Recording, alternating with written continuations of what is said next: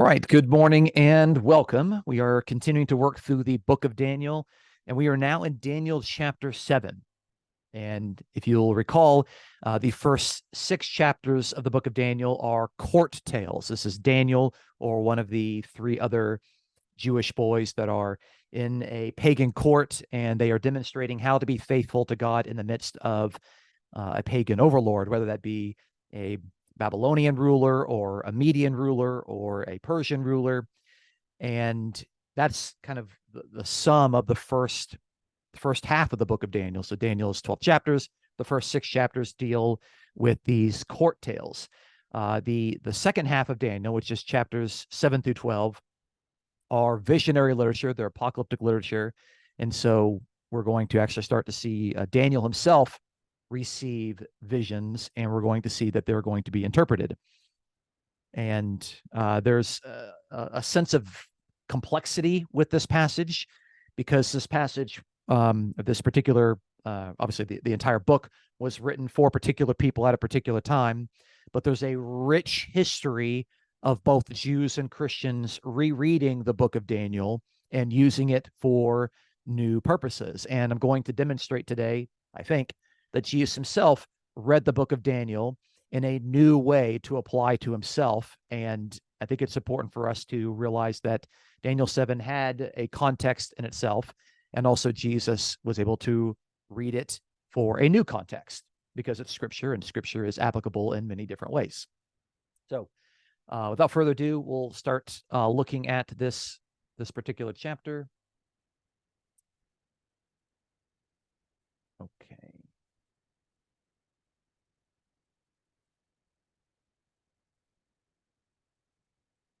All right. Everything looks good. Everything's full screen. Yes. Okay, awesome. All right. So we're in Daniel chapter 7, and I really think the best way to describe this chapter is that we have four beasts versus one man. 4 beasts versus one man. Okay. So let's, without further ado, let's just go ahead and start reading the passage. We're going to read through all of it, and then we'll go through and we'll talk about the highlights. All right. This is out of the New American Standard Version. In the first year of Belshazzar, king of Babylon, Daniel saw a dream and visions in his mind as he lay on his bed. Then he wrote the dream down and related the following summary of it. Daniel said, I was looking in my vision by night, and behold, the 4 winds of heaven were stirring up the great sea, and 4 great beasts were coming up from the sea, different from one another. The first was like a lion, and it had wings of an eagle. I kept looking until its wings were plucked, and it was lifted up from the ground and made to stand on 2 feet like a man. A human mind was also given to it. And behold, another beast, a second one, resembling a bear, and it was raised up on one side, and 3 ribs were in its mouth between its teeth. And thus they said to it, Arise, devour much meat. After this I kept looking, and behold, another one, like a leopard, which had on its back 4 wings of a bird. The beast also had 4 heads, and dominion was given to it. After this I kept looking in the night visions, and behold, a 4th beast, dreadful and terrifying and extremely strong. It had large iron teeth. It devoured and crushed and trampled down the remainder with its feet. And it was different from all the beasts that were before it, and it had 10 horns. While I was contemplating the horns, behold, another horn, a little one, came up among them, and 3 of the first horns were pulled out by the roots before it. And behold, this horn possessed eyes like the eyes of a man, and a mouth uttering great boast. I kept looking until thrones were set up, and the Ancient of Days took his seat. His vesture was like white snow, and the hair of his head like pure wool. His throne was ablaze with flames. Its wheels were a burning fire. A river of fire was flowing and coming out from before him. Thousands upon thousands were attending him, and myriads upon myriads were standing before him. The court sat, and the books were opened.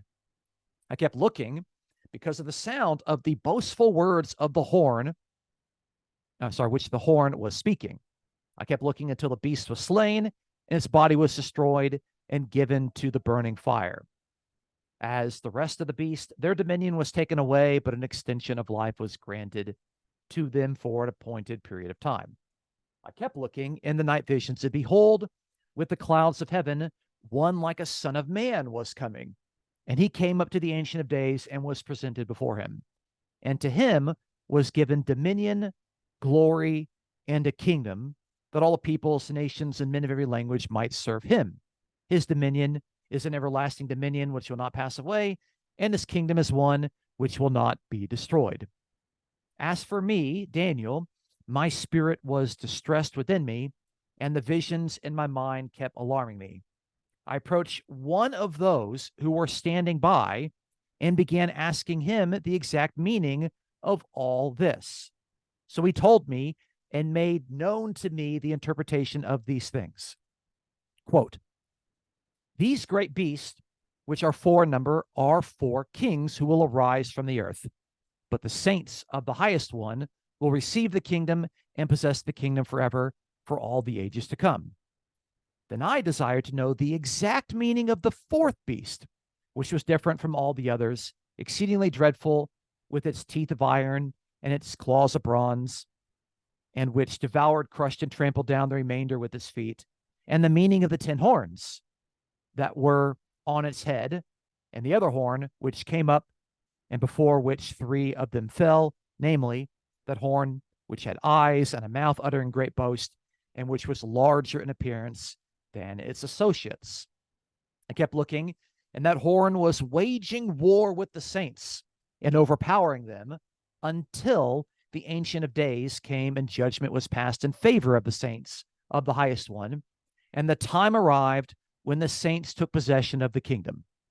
Thus he said, the fourth beast will be a fourth kingdom on the earth, which will be different from all the other kingdoms and will devour the whole earth and tread it down and crush it.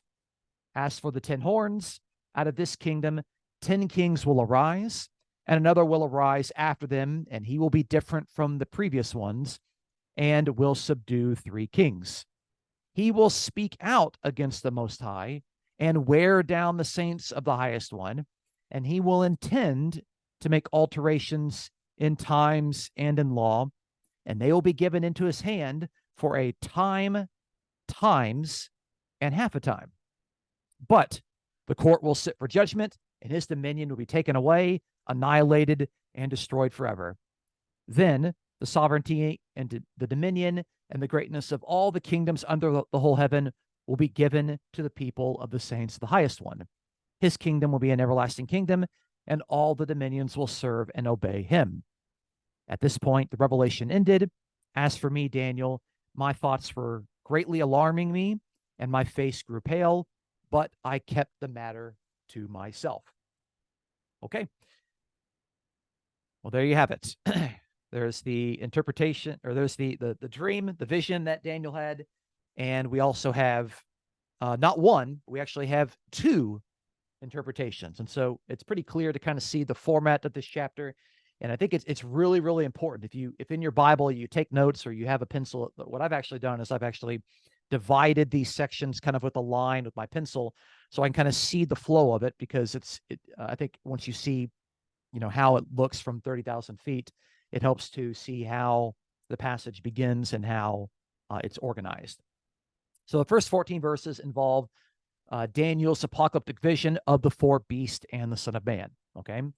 So the narrator tells us that Daniel has this vision, and then it jumps in and it actually records the words of Daniel. So Daniel's repeating his perception of what actually took place.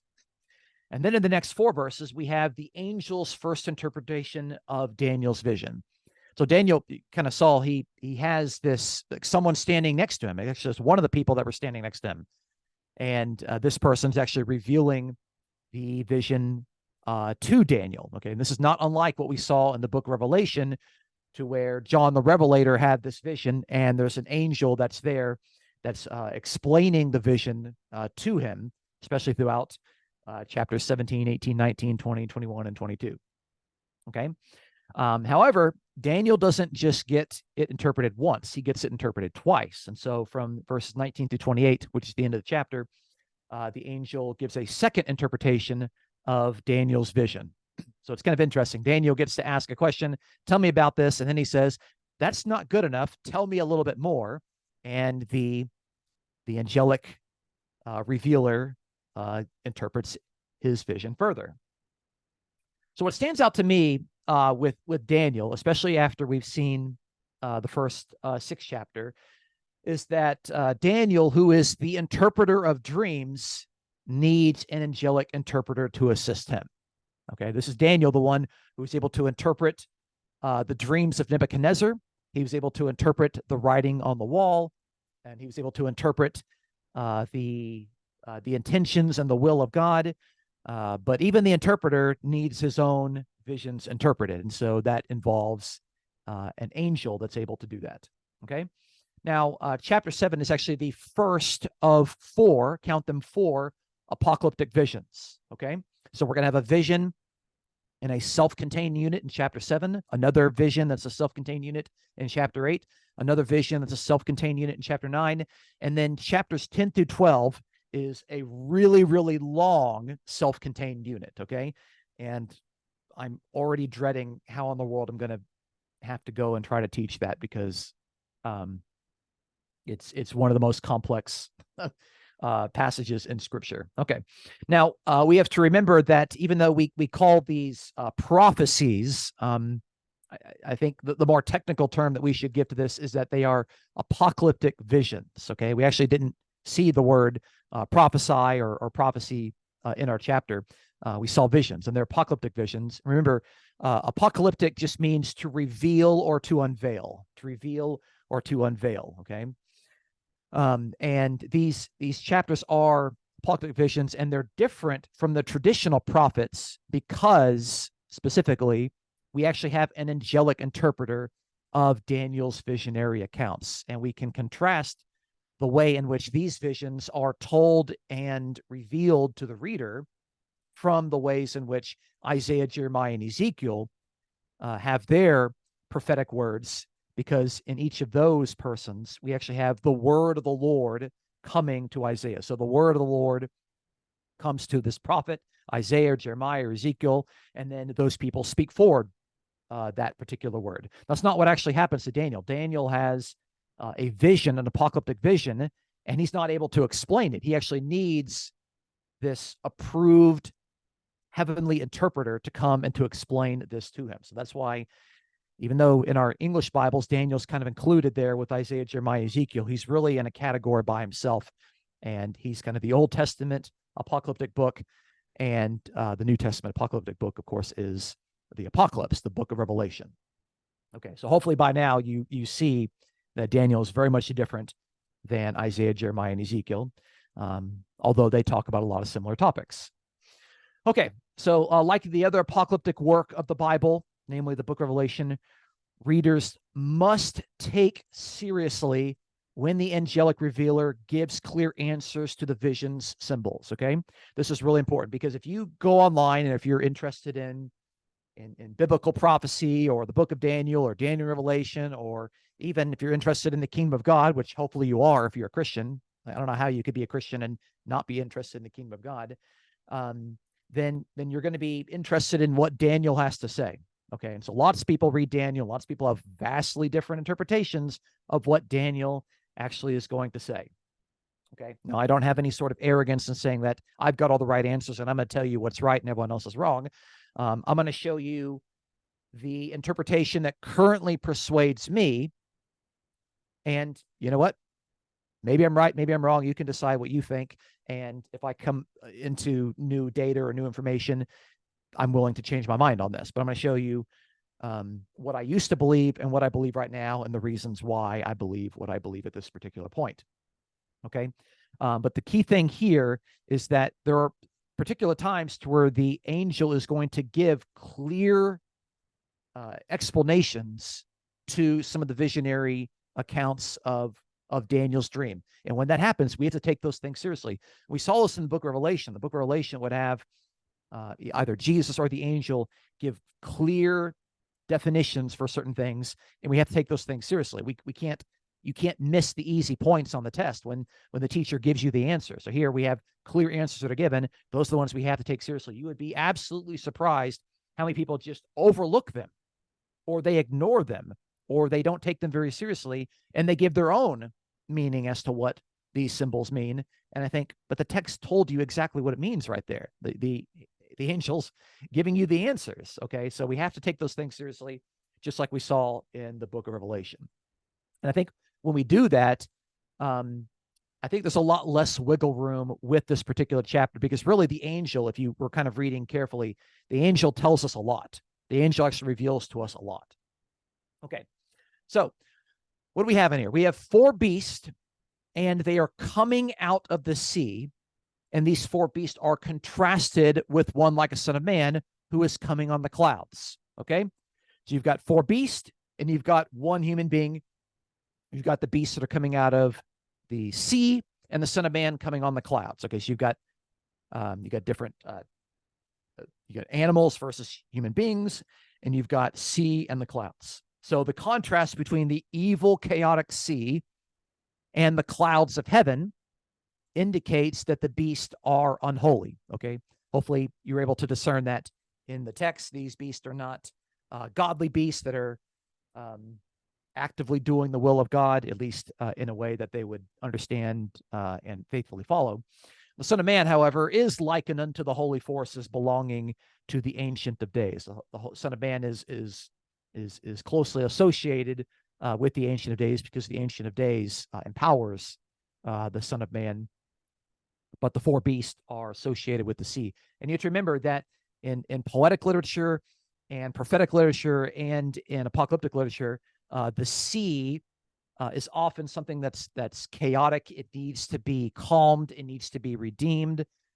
This is why, the Red Sea, in Hebrew it's the Sea of Reeds, gets divided so that the people can be saved. And when Joshua is going into Canaan, he divides the Jordan, and Jesus calms the storms. And fallen Babylon in the book of Revelation is a city that's situated on top of the sea. So the sea is not just like, hey, just think of water. The sea is a negative, chaotically evil image, to where, on the other hand, the clouds of heaven are a positive image. Okay, so we can hopefully you can see that. All right. Now the 4 beasts, followed by a human figure who receives a kingdom, actually resembles Daniel chapter 2 and its 4-tiered statue of kingdoms. Okay, and so many people have noticed, I think quite rightly, that Daniel chapter 2 has 4 successive kingdoms, followed by this rock that is cut out of a mountain without hands, and functions kind of as the kingdom of God. And here in Daniel chapter 7, we've got 4 beasts that are described as 4 kingdoms, followed by a human figure that receives the kingdom. Okay, so many people have just kind of said, well, if we just look at Daniel chapter 2 and we figure out those particular nations, that we should figure them out in Daniel chapter 7, on the assumption that the kingdoms in Daniel 2 are going to be the same as the kingdoms in Daniel chapter 7. Okay, I think that's a reasonable hypothesis. Okay, and that's the way that I think most interpreters actually go. But I don't want to assume it. Again, I want to try to prove to you, what actually is taking place. So in Daniel chapter 2, I tried to show the reasons for my interpretation of kingdoms there, and I'm going to do the same thing here, not assuming anything from Daniel chapter 2. Okay. All right. So I'm going to talk to you about the way that I originally was taught, and the way that I kind of believed in regard to these first 4 kingdoms. And I'm going to kind of show you why I think that that's not the best reading of the evidence. So you could decide for yourself. Okay. So we have a lion, we have a bear, we have a leopard, and then we have a terrifying, dreadful, evil, awful beast. I don't even know what to call it. Okay. But most people, in fact, I actually haven't seen any sort of interpretation that goes against this. Most people regard the very first kingdom as Babylon. Okay, because the text actually says it's a lion, and then it gets stood up on 2 feet like a man, and you think that sounds exactly like what happened to Nebuchadnezzar. He went from being this sort of subhuman beast, and then he actually, kind of regains his form as a man. But actually, we have imagery in the Bible already describing Babylon in terms of a lion. Okay, so the prophet Jeremiah, in specifically talking about Babylon prior to the destruction of the temple, says, quote, "A lion has gone up from its thicket, and a destroyer of nations has set out. He has gone out from his place to make your land a waste. Your cities will be ruins without inhabitant." Okay, and Jeremiah actually lived through Nebuchadnezzar coming and conquering Israel and its temple. Okay, so here, before Daniel's even written, Babylon was already being described as a lion. Okay, so again, I don't think that's really controversial. The popular reading says that the second kingdom, the kingdom of a bear, is actually Media Persia, the Median Persian kingdom. Okay, and from what I could tell, the reason why they want to do it this way is because they absolutely have to have Rome as the fourth kingdom. They got to have Rome as the fourth kingdom, and so the only way to make Rome number 4 is to have Greece as number 3, Babylon is number 1. So what do you do with number 2? Well, you got to have Media and Persia together. Okay, that would make the Greek kingdom or Greece the third kingdom, the leopard. And we saw some interesting things about the leopard. We saw that it had 4 wings and 4 heads. So something about the number 4 seems to be significant. And so sometimes it's suggested that the 4, in regard to this Greek leopard, is in reference to the 4 generals of Alexander who actually inherited his kingdom after he died. Okay, I think that's a pretty good guess. I can see the logic of that. Okay. And then, of course, the last one, the dreadful and terrifying beast. The popular reading says that this is actually Rome. Okay, but in order to identify this particular beast, we have to understand that it's the fourth kingdom. We have to understand that it has 10 horns. It's got a little horn that's boastful, arrogant, speaking out against the Most High, and harassing the saints. And there's also 3 other horns that get plucked up before the little horn. So you got like all these other, you got like kind of 14 figures that we got to deal with at that point. And so like, it's not actually altogether clear to me how the 10 horns would actually work with Rome. If you actually start with the Roman rulers, if you start with Julius Caesar and you just kind of count your way through, you actually get the 10th being Titus, who actually ruled only for like 3 years. Really, it's like 2 years and some change. So I don't know where that leads us. I don't know how like one after that turns out to be, the ruler after that was Domitian. I'm not sure how he harasses the Son of Man, though. It's again, it's not altogether clear to me how that works. Okay. But people, they like to do this, and there's there are some understandable reasons why people really want Rome to be kind of like the final bad kingdom, because Rome obviously destroyed the Second Temple. Okay, now we have some evidence of what Jews thought in the first century by a very famous Jew in the first century named Josephus. Josephus actually was a Jewish general who actually was surrounded by the Romans, and he actually kind of changed sides and started to work for the Romans. He actually worked kind of as an interpreter and as kind of like this intermediary between the Roman generals and the Jewish people. So a lot of Jews kind of don't want to claim him anymore because he was kind of an apostate. But this is someone who knew about Rome's power and Rome's ability, but he also wrote a 20-volume work called the Antiquities. And this is what Josephus said in the first century. Josephus said, quote, "And there would arise from their number a certain king who would make war with the Jewish nation and their laws, deprive them of the form of government based on these laws, spoil the temple, and prevent the sacrifices from being offered for 3 years. These misfortunes our nation did in fact come to experience under, looky here, Antiochus Epiphanes, just as Daniel saw and wrote that they would happen." Okay, so we see the example of this little horn figure in Daniel chapter 7. And little horn is the one that he conquers the people. He makes war with the people. He deprives them of their government. He tries to change their laws. We're going to see later in chapter 8 and chapter 9 and chapter 11 and chapter 12 that he's going to spoil the temple, okay, and prevent the sacrifice from taking place, okay? And Josephus here, who is right there in the neck of... I don't want to leave you out here, honey. Come with me and we'll go together to go. Sorry, that got unmuted. All right. It's actually my wife, so I can't be upset at her for that. Okay.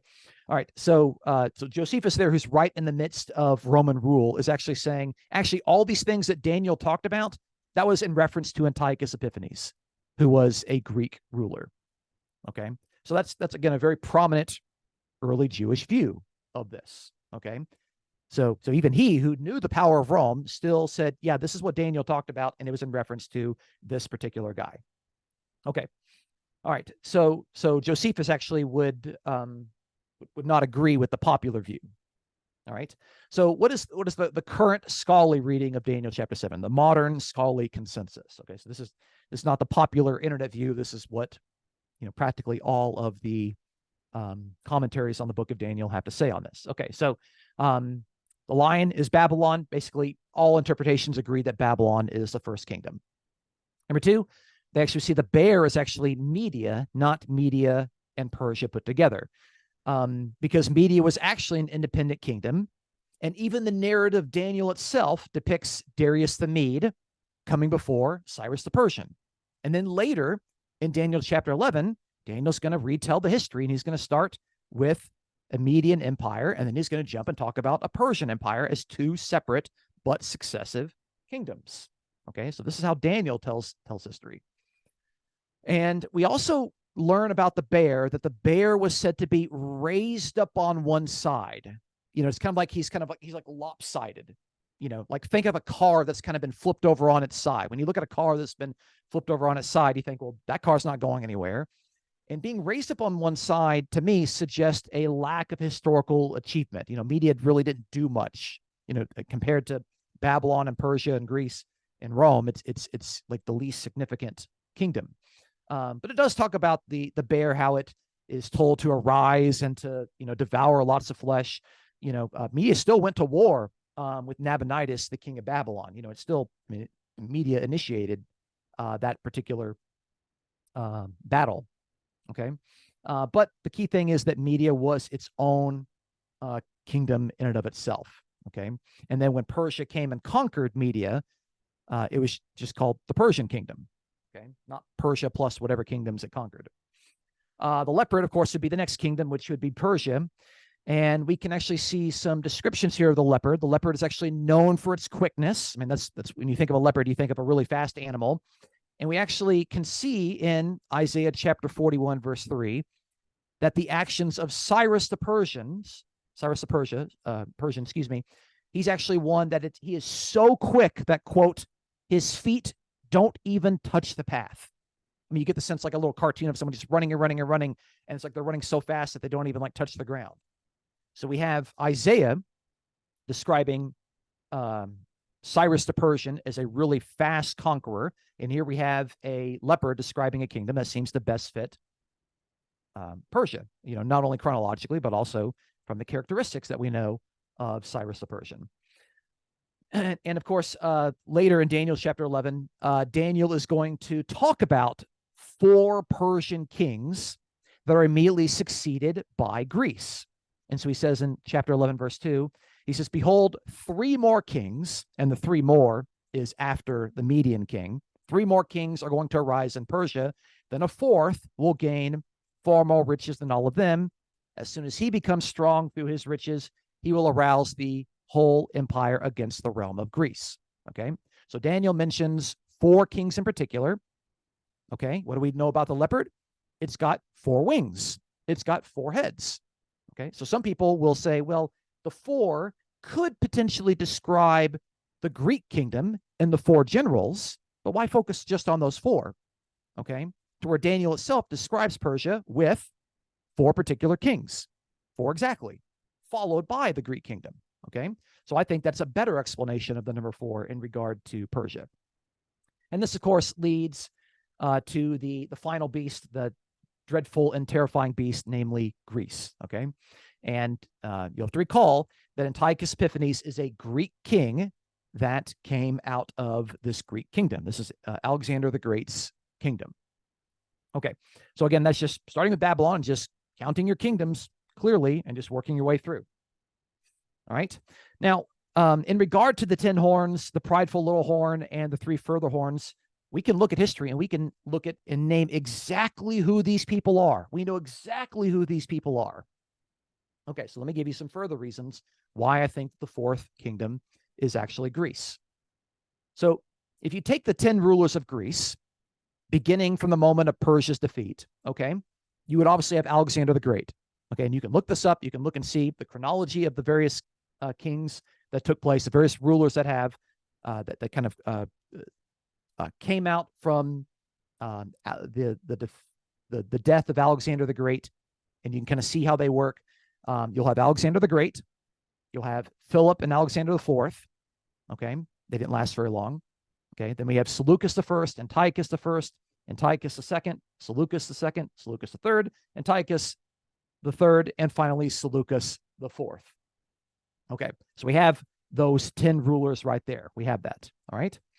Now the little horn, who actually harasses the saints. Okay, and that, by the way, I don't think saints is probably the right word to use, because I think there's too much baggage with the word saints. There's nothing wrong with it, but a lot of people think of saints as like these dead, favorable figures that people in the Catholic Church actually pray to, like these dead saints. These are God's holy people, the holy ones. Okay, so the little horn who harasses the holy ones is actually the next ruler, and the next ruler we know is Antiochus the Fourth. Antiochus the Fourth, Antiochus Epiphanes, was the ruler that actually came after Seleucus the Fourth. Okay, and we know this from the history of the Maccabean Revolt. We've referred to it in every single chapter from Daniel chapter 1 through Daniel chapter 6.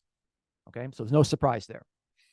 All right, well, now what about the 3 extra little horns? What do we do with that? Okay, because we learned that those 3 horns were actually before the little horn. Okay, before the little horn in time. What's interesting to notice that after the death of Seleucus the Fourth, okay, he's the 10th king. Okay, the throne was supposed to pass to one of his 2 older sons, whose names were Demetrius or Antiochus. There are just so many Antiochus figures here. Okay, so he had 2 older sons. So the kingdom was supposed to be passed to them. Okay, or perhaps to Seleucus the Fourth's prime minister, a guy named Heliodorus. Okay, well, what happened to these 3 guys? Well, Demetrius was unable to rule because he was taken hostage by Rome. And there's some evidence suggesting that Antiochus the Fourth had Seleucus the Fourth's son Antiochus and Heliodorus murdered. So that removes all 3 of those, allowing Antiochus the Fourth, who's not related to Seleucus. Okay, he's not from that family tree. He actually is able to come in and to rule uncontested. Okay, and so these 3 figures, Demetrius, an unnamed Antiochus, and Heliodorus, appear to be the 3 horns prior to the little horn that were quote unquote plucked up. Okay, so again, while the popular view has to try to count out various rulers and kings involving Rome, and again, it's not very clear to me where that actually leads us and takes us. Here, we actually can name all of these kings. Okay, we can name all 10 of them. We know they go in order. Okay, we know the one that comes after that is Antiochus the Fourth, who seems to be the main evil antagonist, the perpetrator. And we know that prior to him were 3 additional ones that would seemingly be the next to be in line to rule, and they were quote unquote plucked up, giving Antiochus the Fourth the ability to rule. Okay, so that's 3 reasons. Of course, we have the testimony of Josephus. I should actually count that. But we also are told that the little horn made, quote, alterations in times and laws. We saw that in Daniel 7:25. And this is exactly as our earliest historical records demonstrate that Antiochus IV enacted. What are our earliest historical records of what actually took place during the Maccabean Revolt? Well, that's the books of 1st and 2nd Maccabees, okay? Now, 1st and 2nd Maccabees are not like 1st and 2nd Samuel, which is really is one big book. It just was cut in half because you can't fit all of that book on one scroll. 1st Maccabees was written by one person. 2nd Maccabees was written by another person. So we have 2 independent historical accounts that both read Daniel and are both telling us the history of what actually took place. Okay, so how did they describe the actions of Antiochus IV? Okay, First Maccabees chapter 1 says the king, Antiochus IV, sent letters by messengers to Jerusalem and the towns of Judah, and he directed them to follow customs strange to the land, to forbid burnt offerings and sacrifices, and drink offerings in the sanctuary, to profane Sabbaths and festivals. Okay, so if the Sabbaths are being profaned and the festivals, that is Yom Kippur, that is Passover, all these different things that actually have dates and times that are associated with them, then we have, the alterations of times, and specifically the alterations of laws. Okay, so that's what the author, First Maccabees, attributes to the behavior of Antiochus IV. What about the author of Second Maccabees? Starting in chapter 6, he says, not long after this, the king, Antiochus IV, sent an Athenian senator to compel the Jews to forsake the laws of their ancestors and to no longer live by the laws of God. Passage goes on. It says, people could neither keep the Sabbath nor observe the festivals of their ancestors, nor so much as confess themselves to be Jews. Okay, so if you're living in this time period and you're reading about someone who's going to alter the times and the laws, you know exactly who this person is. There's no other person in the time that actually has this sort of characteristics. So we have, we have the account of the author of First Maccabees, the account of the author of Second Maccabees, and we have the account of Josephus, all telling us this is pointing to one particular figure who is a Greek king who comes after 10 rulers, and this is Antiochus IV Epiphanes. Now, we also learn about this figure, this little horn. I mean, you see, he has lots and lots of boast, okay? This is not a humble guy. This is an arrogant guy. The boast of this little horn, you can see in chapter 7, verse 8, he has a mouth uttering great boast. Or in chapter 7, verse 11, the boastful words which the horn was speaking. Or in chapter 7, verse 20, where he had a mouth uttering great boast. And I think this refers to the fact that Antiochus gave himself a title, and the title is Epiphanes. And Epiphanes means God made manifest. Okay, because Antiochus thought that he was actually the manifestation of a God. Okay, now no one before him, none of the three Antiochuses, none of the four Seleucuses claimed to be like Epiphanes. None of them thought to describe himself as God made manifest. It's only this particular guy who's not only harassing the people of God and trying to assimilate them into Greek culture and Greek language and to remove their Jewish distinctives and to get them to give up their monotheism. He himself is claiming to be God. Okay, and he was unique in doing this. I mean, there were lots of rulers thought they were God, but this is a guy that actually, compared to his contemporaries, actually had this particular name, this particular title. Okay, so he thought he was Antiochus, namely God made manifest. That's what the Epiphanes means. It's not his last name. It's a title that he gave to himself. Okay, so again, I think that makes a lot of sense about the boast that he's making. He's making these awful boasts. Okay, so let's get back to Daniel.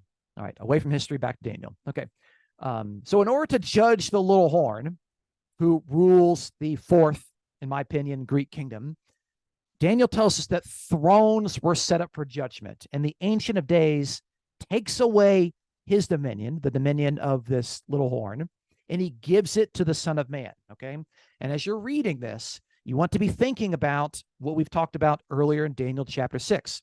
So we have a human being who's wrongfully thrown in the den, in the pit of all of these beasts.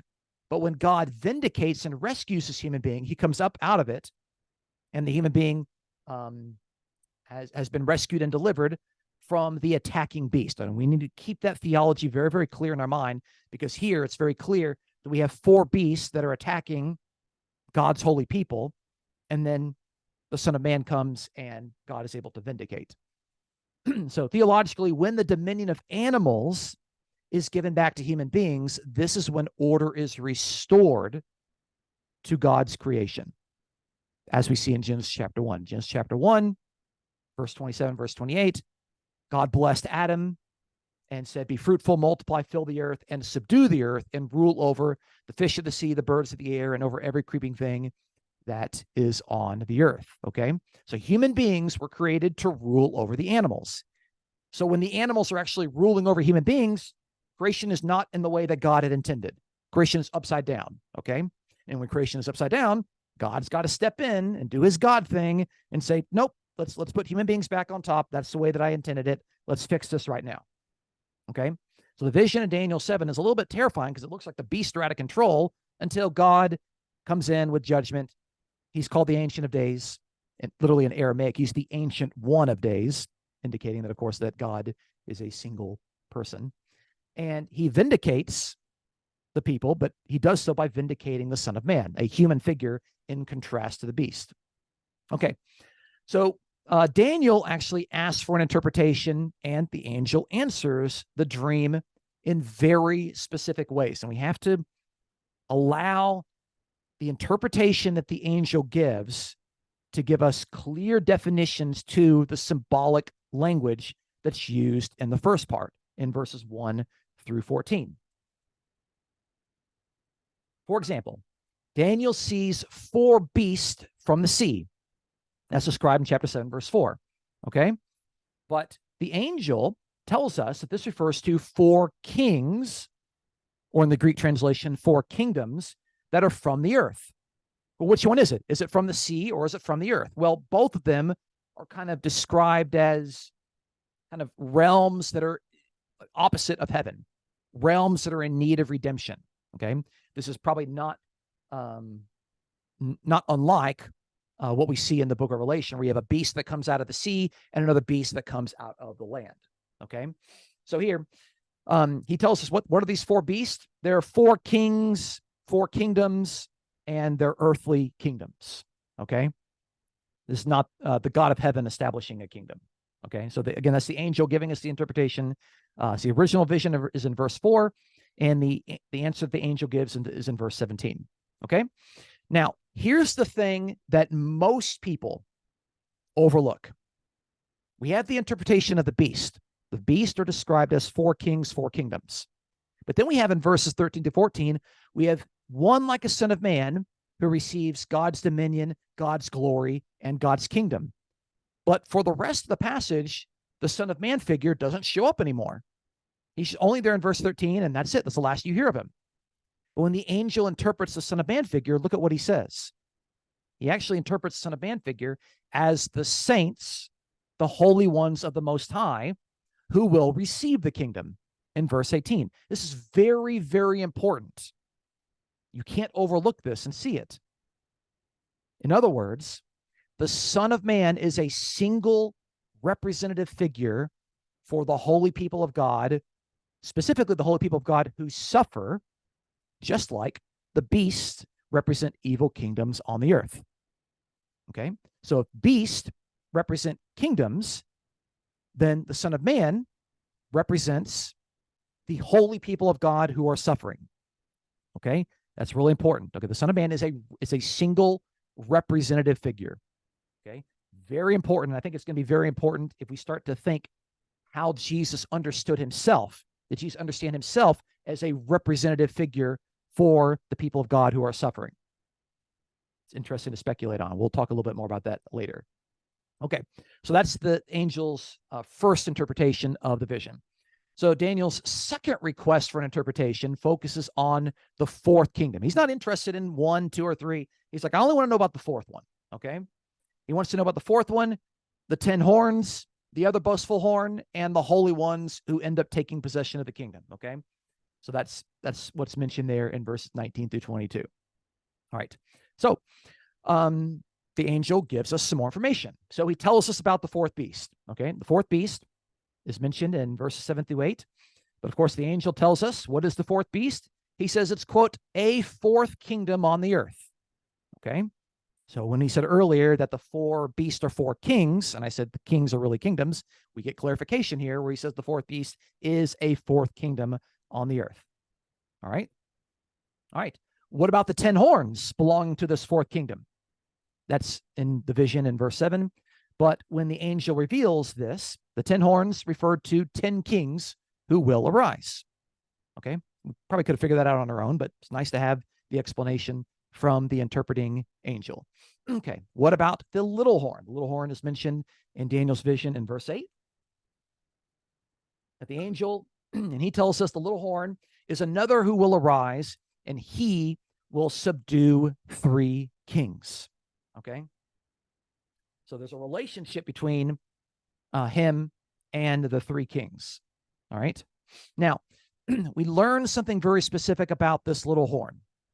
The little horn is said that he will wear down the holy ones, and they will be given into his hand for this very important phrase: time, times, and a half a time.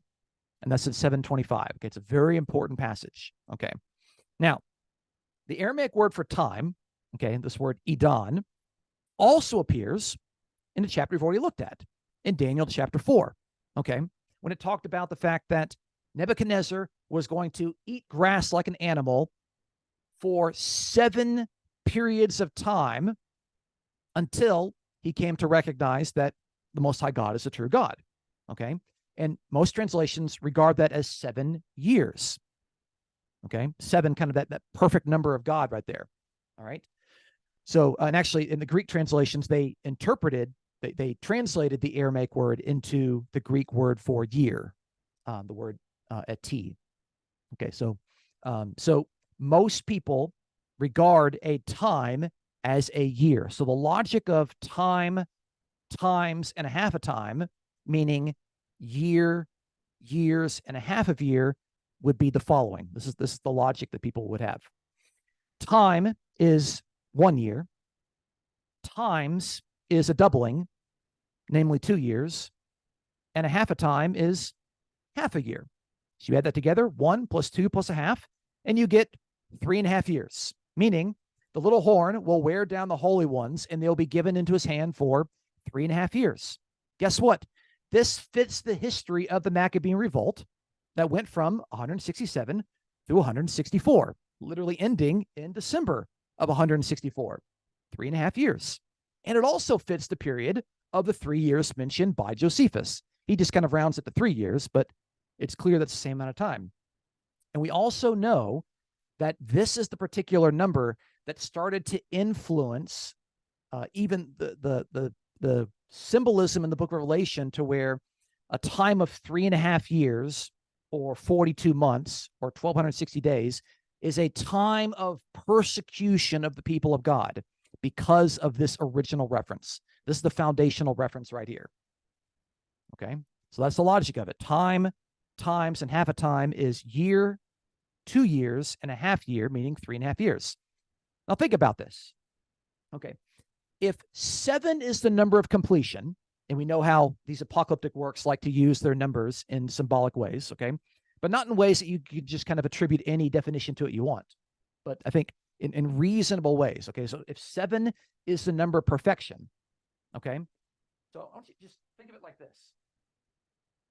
Okay, you got you got a piece of paper right here.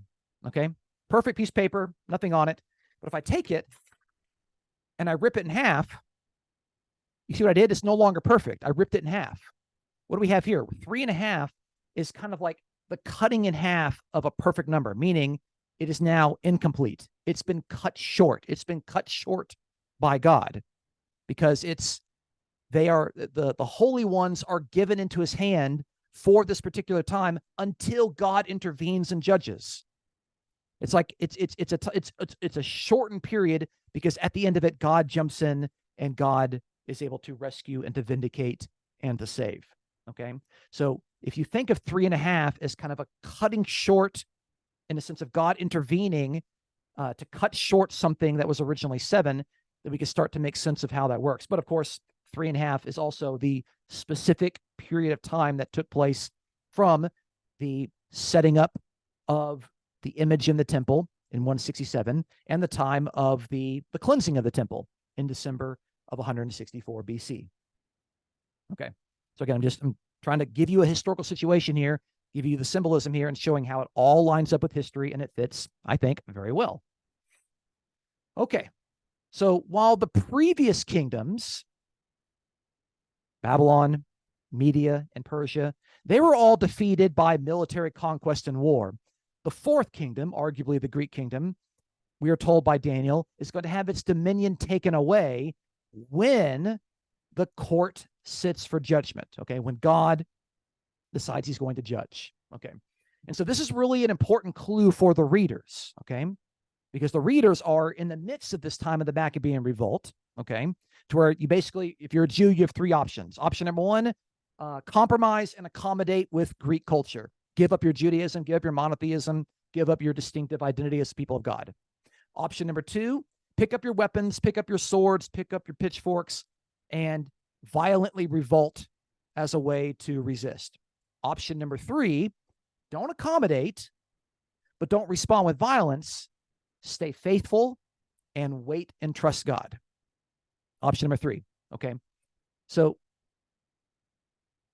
Daniel is actually indicating to us that God is personally going to intervene to defeat Greece, and that the fall of Greece is not actually going to come through violent warfare. And it's an interesting detail there.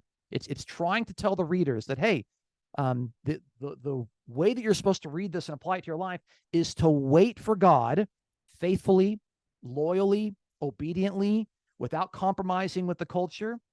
Just wait for God to intervene, but don't actively pick up your weapons and respond with warfare, okay? The kingdom's going to be defeated when God steps in, not when you take it upon yourself, okay?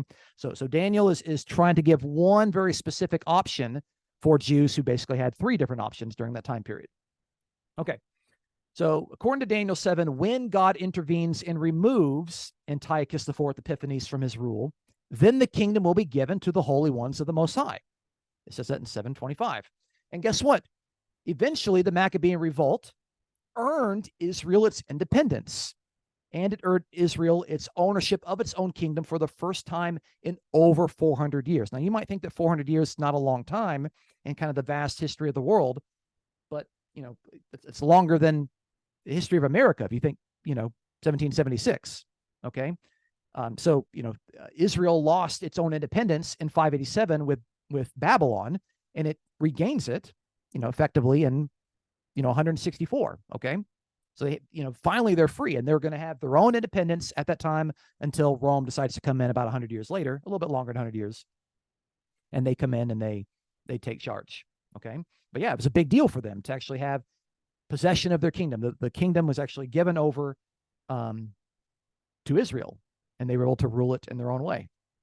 Okay, now, as I try to demonstrate in Daniel chapter 2, the Daniel chapter 7, even though it talks about four kingdoms, the focus is not evenly divided on all four. It's actually divided just on the last kingdom, okay? And so I took the time last night, and I looked in the verses, and I counted all the Aramaic words, and I put them into a nice little pie graph here so you can kind of see, okay? So the green symbolizes the number of Aramaic words dealing with the first kingdom, the kingdom involving a lion, whatever you want to define that kingdom as, okay? It's 11% of the passage, okay? The red involves the number of Aramaic words, or the percentage of Aramaic words that are given to describe the second kingdom, whatever you think that second kingdom is, the bear, about, you know, round up to 11%. Then the blue is the number of words given to the leopard, the third kingdom, whatever you think the leopard is, okay? Round up to about 11%. But clearly, the passage is more interested in the fourth kingdom, 67% of the Aramaic words, okay? More than 2/3 of the passage is dedicated to the last kingdom. So we might talk about the fact that this is dealing with four kingdoms, but really the first three are just kind of there to kind of quickly get you to the fourth kingdom, because Daniel only wants to care about, he only is interested in the fourth kingdom. He says, tell me about the fourth kingdom. Tell me about the little horn. Tell me about all the stuff that's going on there. He doesn't care about the other three. He's interested in the fourth kingdom, probably because the original readers were living in light of the reign of the fourth kingdom and the harassment and the persecution that the fourth kingdom was bringing upon the Jewish people. Okay, so it's important to realize, yeah, we've got four, but it's not evenly divided, and it's not even close. Okay, now, here's the thing that I think is probably the most interesting in light of this passage. How in the world did Jesus read and understand Daniel chapter 7? Okay, because you might be thinking, well, goodness, if this passage is really just dealing with something that happened in the 2nd century BC, what relevance does it even have for us? Well, clearly Jesus thought it was relevant. okay? Because he saw himself as this Son of Man figure. And it's important to remember that the Son of Man figure is interpreted by the angel as a single figure who represents the suffering, holy people of God, whom God has to jump in and intervene to save and to rescue from the harassment of pagan nations. So look at what Jesus says about himself. I'm just going to take our earliest gospel, the Gospel of Mark, but we can multiply all these passages as much as we want. So Jesus says in Mark 8:31, he says, he began to teach them that the Son of Man must suffer many things and be rejected by the elders and the chief priests and the scribes and be killed, and after 3 days rise again. I want you to keep those things in mind. Son of Man, suffering. He's suffering at the hands of elders and chief priests. By the way, those are Jewish people. Elders, chief priests, and scribes. He's going to be killed. But guess what? God, the Ancient of Days, is going to jump in and intervene to vindicate him after a period of 3 days. Okay? But then Jesus says something interesting in chapter 9, verse 12. He says, and yet, how is it written of the Son of Man that he will suffer many things and be treated with contempt? Okay? And many Christians just kind of like read over this and say, well, it's because the Old Testament predicts the suffering of Jesus, like in Psalm 22 or Isaiah 53. But the wording of Jesus here is very specific. It's written of the Son of Man that he's going to suffer many things. And if you look in the Old Testament, you're not going to find a suffering Son of Man except in the book of Daniel, chapter 7, where the Son of Man is the one figure who represents the suffering people of God. Jesus sees himself as that one person who's going to represent the suffering of all people. And what does Jesus do? He dies on the cross. And guess what? God intervenes and rescues him. Okay? Says it again, chapter 14, verse 21. The Son of Man is to go just as it is written of him. Okay? The rejection of the Son of Man is something that's written there. So there's something about the Son of Man being rejected in Daniel chapter 7. And it only works if Jesus is the one person who represents all those suffering people later in Daniel chapter 7, the suffering holy ones, the ones that are being harassed by pagan enemies. Okay, but this all comes to a climax at the final trial of Jesus. The final trial of Jesus, we have an image that's set up just like Daniel chapter 6, where we've got beasts that are surrounding the innocent human being. And it's just like Daniel chapter 7, where you've got the beasts that are harassing the innocent Son of Man. But what do we have in Mark chapter 14? We have the chief priest and the whole council kept trying to obtain testimony against Jesus and put him to death. And they were not finding any. So look what we have. We have the Jewish chief priest, the whole council, that's the Sanhedrin, and we have the high priest. They're all surrounding the Son of Man. Passage goes on, and it says, again, the high priest was questioning him, saying, are you the Christ, the Son of the Blessed One? And how does Jesus answer? He says, I am he, and you will see the Son of Man sitting at the right hand of power, that is vindicated from this trial, and he's going to come with the clouds of heaven, meaning he's going to come and judge you. Tearing his clothes, the high priest said, what further need do we have of witnesses? You have heard the blasphemy. How does it seem to you? And they all condemned him to be deserving of death. What did Jesus do here? Jesus just said, I am the Son of Man, who is understood as being harassed by pagan evil nations, and you, chief priest, council, the Sanhedrin, and high priest, you're surrounding me. Guess what? You're not the holy people of God. You're just like the pagan nations. And guess what? I'm going to be vindicated as the Son of Man. I'm going to go sit at the right hand of God, and then I'm going to come back and I'm going to judge you. I'm going to turn the tables. You're judging me right now. I'm going to come back and I'm going to judge you. And as soon as Jesus insinuates that the high priest is not God's holy high priest, but likened unto the pagan nations, that's blasphemy. And that's why he gets condemned to death. And it only makes sense if Jesus understands himself as the Son of Man from Daniel 7, as the single representative figure of the holy people of God who suffer. And it's so important to make that connection there. Okay, we have to read Daniel 7 correctly to make sense of what Jesus is saying here about his own ministry. And notice, this is Jesus reinterpreting Daniel 7 for his own purpose, for his own situation here. Okay, he's literally saying that the people that are surrounding him are like pagan beasts. Okay, but he's talking to Jewish chief priest, the Jewish Sanhedrin, and the Jewish high priest. Okay, I think that's probably the most important thing I'll say today. All right, so again, normally in these teachings, I talk about how this would apply to the original readers. I think that's obvious. Like it's obvious that they're going to see that the persecution from Antiochus IV Epiphanes is what's being addressed in this, and that the passage is telling you to wait on God, to be faithful, to be loyal, be God's holy people, and God is going to come in and rescue you. Okay, but how can we apply this to our lives? Okay, how can we apply this to our lives? I got 3 good applications. Number 1, the vision in Daniel 7 repeatedly stresses that those who receive the kingdom from God are the holy ones. Not just Israel. It's given to the holy ones. Since Daniel's vision promised God's vindication upon holy people, this raises the question concerning what sort of behavior sets apart the faithful people of God. So as we consider our role as kingdom people who are to inherit the new creation at the return of the Son of Man, let us strive to live in holiness, both in holy speech and in holy behavior.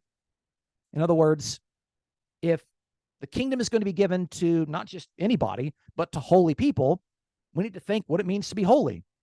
Let's start by having holy speech and holy behavior. It's a good place to start. And again, it's pointing out the fact that it's not Babylon, Media, Persia, and Greece, and then Israel. It's Babylon, Media, Persia, Greece, and the holy people within Israel. It's the suffering, faithful people, the people that are suffering because they're being faithful, because they're faithfully holy.